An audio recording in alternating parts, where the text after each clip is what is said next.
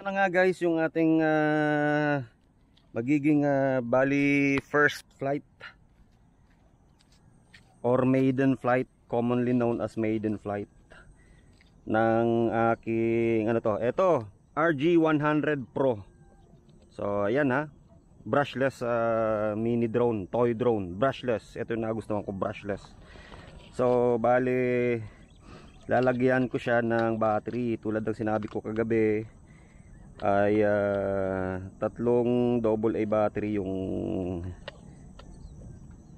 capacity niya. I mean yung laman or yung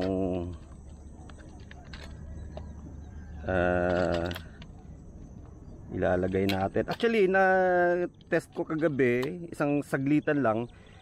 Pwede pala siyang i-control sa phone. May application, yung mismong application kung saan ka kukuha ng video, ay doon mo rin siya makokontrol. Parang meron siyang on-screen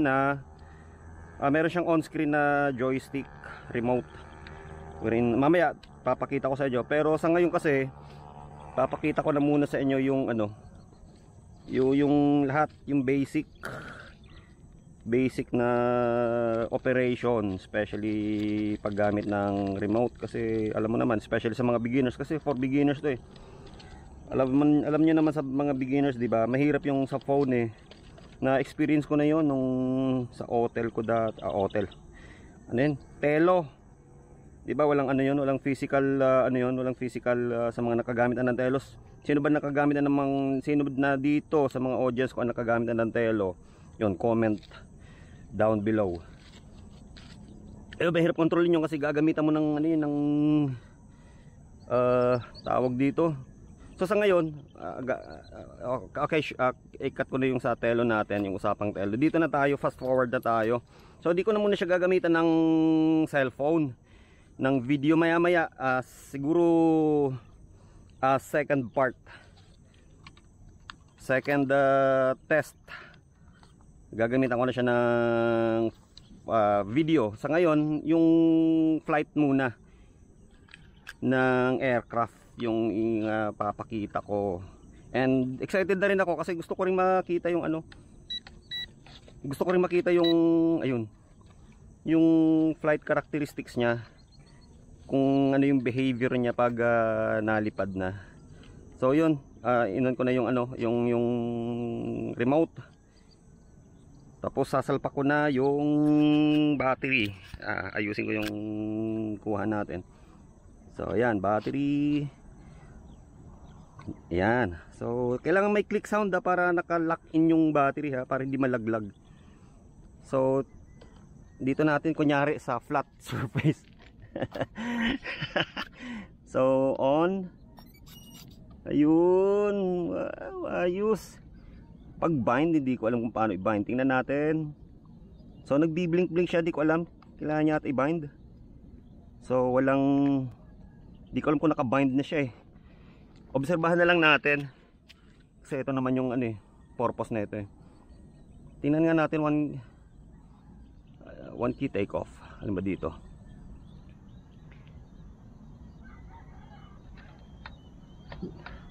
Nagbi-blink na siya. Teka lang.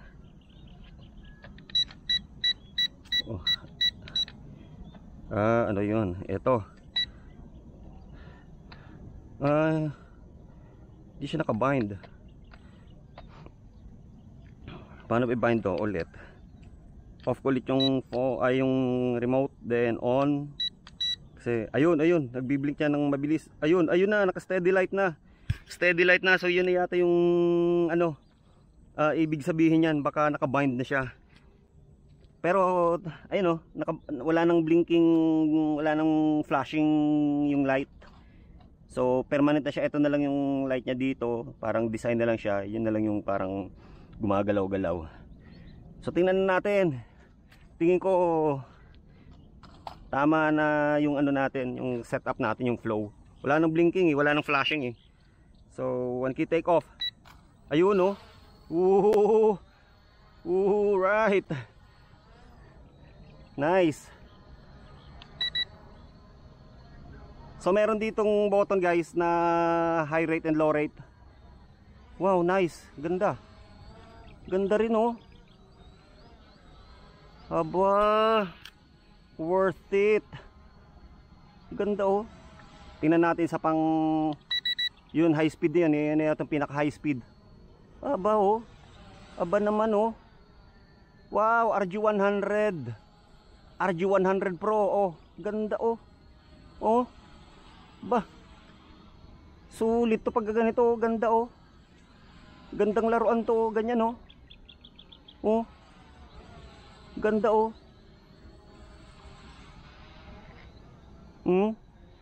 Sulit, ang ganda oh. Hanggang ilang minuto kayo yung battery. Ganda oh. Sulit na sulit oh. Foldable tapos ano oh. Brushless motor, ganda oh. Pakinggan niyo yung ilaw ay yung tunog ng ano ng motor niya. Napakatahimik oh. Halos wala ka maririnig. Siguro pagka siguro mga 50 meters ka, di mo maririnig to. Ganda oh. Ganda laruan to. Perfect for Christmas gift guys sa mga inaanak, anak, and sa mga gusto lang mag regalo, gusto lang magwaldas ng pera. Yung mga walang magawa sa pera nila, yun, ito na yung bilhin nyo sa mga inaanak nyo, sa mga charity kung gusto nyo, sa mga batang kalsada, mga nasa lansangan kung gusto nyo regaluhan. So ito yun. Ang ganda oh. The best. Perfect guys sa ganitong halaga. So bali first flight to ha. Very first flight. Walang ano to, walang rehearsal. Prior to this wala. Talagang as in first flight to. Ganda oh. Ba, di mo pagsisisihan to sa halagang $30 US dollars, $30 US dollars sa peso, around 1 sa Shopee ko to binili guys. Nasa 1617. Napakamura niya, 2 batteries na. Yung battery niya is like 300 plus. Yung standard package is like 1.4 ganyan, 1.5. Tapos may voucher to. Laki ng discount sa Shopee, promise. Laki ng discount sa Shopee, yung mga voucher nila. Especially kung gagamit ka ng yung mga Shopee Pay Later, ganyan. Talagang ano, mura. Ang ganda oh. Sige, anuin natin, namnamin natin tong ganda oh. Ganyan-ganyan lang, laro-laro lang, ganda. Ayun oh, laruin mo lang oh, ganda oh. Perfect na perfect nga to sa mga beginner, sa mga may hilig sa drone, mga young at heart, kids at heart, mga adult tulad ko na mahilig sa mga ganitong laruan, sa mga techie na laruan. Syempre sa mga bata. Pero hindi pa to recommended sa mga bata, guys, sa tingin ko kasi malakas yung ano nito, yung motor. Yung motor niya is brushless, napakadelikado nito sa mga bata, especially sa hindi marunong mag-operate. Or kung meron kayong anak na siguro mga 10 years old, 11 years old, kailangan ng supervision ng adult. Yung marunong, magpaturo kayo, magpa-guide kayo sa marunong, sa daddy nyo, yun. Kasi delikado to eh. Pwede kayong masugatan nito pagka nagkamali kayo ng operation. Yun, warning lang sa mga baguhan. Kaya kailangan may supervision ng daddy nyo, ng adult. Yan. Pero maganda. Ang ganda oh. Wow. Wow. Sa ganitong halaga guys, ganitong presyo, wala ka may ko-complain eh. And yung form factor na, yung foldability niya, yung portability and foldability, napaka-angas niya. Napaka-astig niya sa ganitong ano. Kasi ma-fold mo siya, napakalit. Pwede mo siyang ibulsa eh. Napakaganda oh. Wow. Yung video quality, next video na ha. Medyo meron lang ano, parang pag lumili ko, parang may sumasayod lang sa ano niya, sa propeller niya, parang sumasayod dun sa arm niya. Pero sa tingin ko forgivable naman siya. Ang ganda. Ang ganda oh. Hindi ka magsisisi. Napakaganda oh. Wala, ay by the way guys, wala siyang SD card ah. I mean, wala siyang SD card slot. Ano lang siya, sa phone mo siya mag-record. Pero napakaganda oh. Napakaganda niya oh. Napakaganda libangan. Ayun oh, pampatay ng oras. Ang ganda oh. Ganda. Promise. Saka yung ilaw niya sa arms, maganda for orientation purposes. Di ka ano, special sa mga beginner. And pag madilim or night, mabilis din oh. Ang bilis oh. Oh, ayan guys oh. Oh, ang bilis oh. So balik tayo doon sa ilaw niya. Tulad na sinasabi ko, ayun, hindi ka mawawala sa orientation, especially pag night flying. Although bawal yung ano, hindi ini-encourage na magpalipad kayo ng gabi kasi syempre madilim, hindi niyo makikita yung surroundings niyo, baka may puno, may tao, sumabit, tamaan, delikado.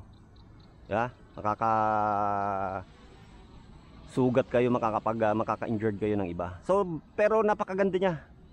Yung ano niya oh. Tapos may obstacle avoidance to. Sa tingin ko wala namang obstacle avoidance to, fake yun eh. Ano lang yun eh, marketing hype lang yun eh. Walang obstacle avoidance. Try nga natin kung may obstacle avoidance. Walang obstacle avoidance to. Ayun, babangga na oh. Ayun oh, babangga na. Walang obstacle avoidance to, pero napakaganda niya, ang angas oh. Oh, mabilis. Ang angas oh. Ang angas ng form factor niya. Mavic na Mavic o DJI. Parang yung first edition ng DJI Mavic oh. Mavic Pro yan oh. Ang ganda. Yung ilaw ang ganda. Ang ganda. Brushless. Aba ang ganda. Mukhang uubusin ko yata ang baterya nito eh. Kakapalipad. Ganda. At tingnan natin yung ano niya. Kasi parang natitilt yung ano niya, yung camera eh. Saan ba yung ano dito? Ayun, eto. Tingnan natin. Lapit. Parang natitilt yung camera niya eh. Na bababa, taas baba eh. Tingnan ko nga. Ayun. Kasi parang may servo siya. Tulad na sinabi ko, parang may servo siya eh. Kasi parang may tunog servo eh. Yung gear ng servo eh. Tumutog kagabi po nung in-unbox ko siya. Ayun, nagbiblink na. Nagbiblink na siya. Ayun, ayun, may signal. I mean may warning. Lobat na oh, may warning. Wow, nice. Napakaganda. Napakaganda guys. Promise. Pag ganito. Ayun, may warning, saka makikita mo nagbi-blink yung ano, nagfa-flash yung ilaw niya. Ibig sabihin ano na siya? Low voltage na siya. Time to land na. Okay? Land natin. Merong 1 key take off and landing dito. Try natin or manual na lang. Pwede rin manual. Ganda. Sulit. Ayun, 1 key take off yung 1 key landing yung ginamit ko. Ganda. Sulit na sulit. Promise, napakaganda niya, napakaangas.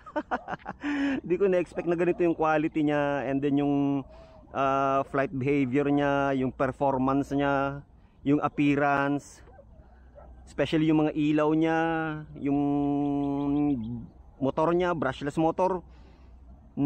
Napakatining ng tunog niya, napakatahimik.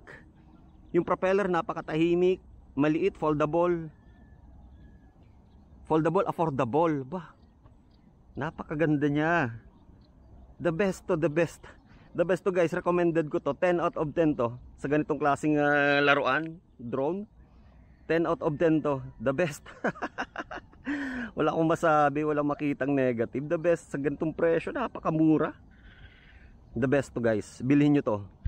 Bilhin nyo to guys. Recommended ko to. Wala akong nakitang pangit dito. Lahat maganda sa ganitong klaseng drone, sa ganitong presyo. Lahat maganda, walang pangit, walang negative. Bilhin nyo to. Subscribe.